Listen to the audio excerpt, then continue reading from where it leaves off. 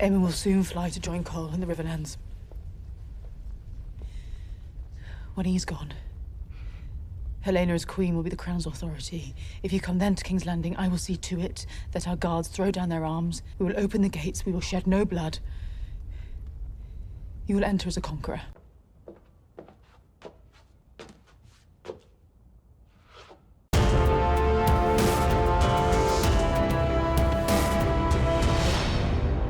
Sometimes there's a scene on a TV show that changes everything. You build up to the moment, and when it's done correctly, it ratchets up the tension and alters the dynamic between the characters. No, you clearly don't know who you're talking to, so let me clue you in. I am not in danger, Skylar. I am the danger. A guy opens his door and gets shot, and you think that of me? No. I am the one who knocks. It only works, though, if the foundation for that moment was appropriately laid and those involved aren't doing something inconsistent with their core beliefs and past actions. You know, like in the final season of Game of Thrones. If not for yourself, if not for her, then for every one of the million people in that city, innocent or otherwise. To be honest, I never really cared much for them. Innocent or otherwise. That Jaime scene does just the opposite. It shatters the bond of trust that viewers placed in the show to tell a story that makes sense from what we'd seen before. Here, years of character development were tossed away in a nonsensical manner, leaving Jaime Lannister as a shadow of his former self. On occasion, if the writers are clueless and bad enough, they can sink an entire show with just one scene. And that's exactly what they did when they had Alicent give up her entire family to Rhaenyra. Well, not everyone. She made sure that Helena and her granddaughter were saved.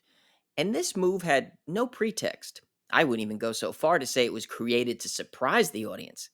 Dan and Dave were famous for those, particularly in season 8, but they at least understood what would shock an audience. Condell and Hess have proven to be oblivious to understanding what the impact is of what they put on the screen.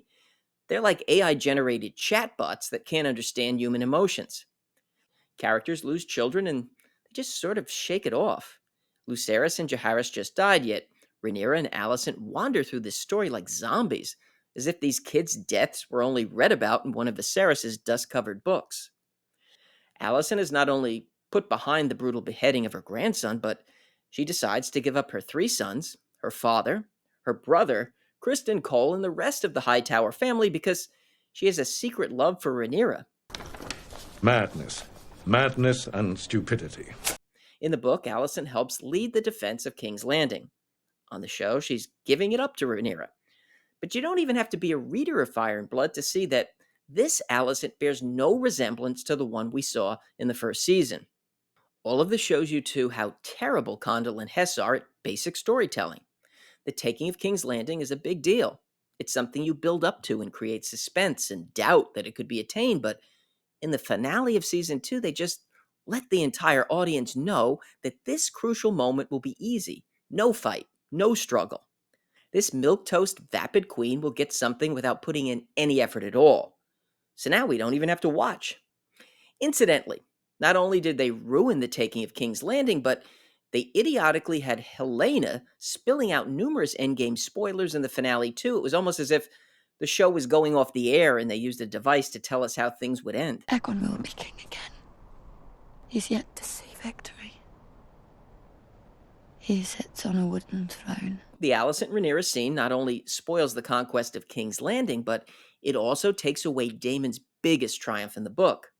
This is just a Fire and Blood spoiler, since now this will not happen on the show, but it's Daemon's plan to fool Aemon that results in King's Landing falling.